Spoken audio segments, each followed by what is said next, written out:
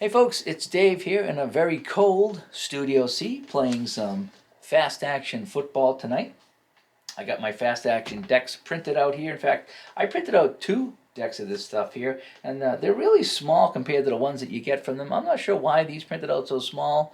When I printed these out a year ago, I really wasn't that good with the Photoshop stuff and the PDF printing stuff, so maybe now if I went back I could make them a little bit bigger. But I printed out 2 decks. I have them all mixed up here, and they work out really well. My issue with fast action football is trying to remember the sequence of everything and where to look on the card. So again, if we look at this fast action card here, there's a lot going on. Now it's spelled out quite well, but there's still a lot happening, and sometimes I just don't remember where to check. So I created this fast action football reference sheet, and it's a kind of a visual representation of what I'm supposed to do in the game and where to look. So just if you could take a quick look at that right there. I just did this up in Photoshop. It took me like all day because I'm still learning Photoshop. But what this does for me is it has the scenario for the kickoff. So I know exactly where to look for kickoff.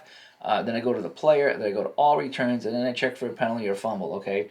I never have to ever, oh gee, I'm always looking in the rule book. Oh, what do I do? What do I do? No, now it's all here. Same for the field goal, even if it's blocked. I got the onside kick, which I could never figure out. Now that's here. And especially the punt. I mean, there's 1, 2, 3, 4, 5, 6. There's potentially 7 steps in a punt because it's a punt and then a return. So it's almost like 2 separate plays. I could never figure that out. So I wrote it all down here visually with all the cards. And then I got my Coffin corner on here, which I already used tonight, which is really cool. Pittsburgh Coffin corner to kick down to the 1-yard line. That was kind of cool. And I also have the let it roll. If you want to let it roll inside the 10-yard line, you can do that as well. But the thing is, let's just say the let it roll. I mean, now I know to check the punt. Okay, if I'm going to let it roll, now I know if I look over here, when I flip the fast action card, I look for the blue punt. Okay, so before I'd have to go and look that up because I would never remember that. I just wouldn't remember what to look at for all these little things here. So this chart works really well, even for the penalties. So you get a penalty and it says, look, check the run catch. So if I flip a card and there's a penalty, then we go to the run catch at the top, which is the green one, and then we check the penalty chart. I kept forgetting that, even fumbles, right? You check on fumble here, and my notes say go to the purple, and if it's a fumble, then you go to all returns for the fumble return. So I would go check the purple, I look at 19 to see if that's a fumble or not, and then we would then I would flip again and go to the all returns if it was a fumble and see how far the defense returned the fumble. So this thing here is really helping me get through the game without digging through the rules all the time. And I even put in the Hail Mary rule, but I added my own. I added what's called the 3rd and long. And I'm going to try this out tonight and see how it goes, where it's similar to the Hail Mary. It's a little bit scaled back. And what you do is you call 3rd and long. It's a pass. You subtract 3 from your completion numbers. So over here, if I'm Roethlisberger passing on Brady, so instead of 20 to 50 for complete, it's 20 to 47. And then I would roll off the brown number here, that little SD number here in the corner, that brown number there, and then I would use that for the receiver's rating, and that's usually going to be a longer pass than normal. So I'm going to try that out tonight. Maybe it works, maybe it doesn't, but that's how I modded that. But this little fast action sheet that I come up here has really helped me out with the game. So let's play a couple of plays. So right now it's 3rd and 5 for Pittsburgh on their own 34, and I'm just using a little pen and paper here just to make it easier tonight rather than the full setup. So here we go. So Roethlisberger's back to pass. Okay, so from the offensive chart, okay, Roethlisberger is going to pass. Okay, the pass is the 23. So Roethlisberger, 23 is complete, and this is pass to number 7. That's Antonio Brown, and Antonio Brown catches that for 14 yards. So that's a 14-yard pass. That's a first down. Check for a flag or a fumble or anything. And nope, he hangs on. There's no penalty. So it's a 14-yard pass. So it's going to be 1st and 10 now on the 48. All right, Roethlisberger this time it's going to be a run from the momentum, which Pittsburgh has the momentum right now. So it's going to be off the momentum chart. A run. Roethlisberger hands off to Le'Veon Bell. Le'Veon Bell, 7. and that's 4 yards. So 2nd and 6 now, and they bring it out over midfield to the 48-yard line of New England. All right, and that was a run.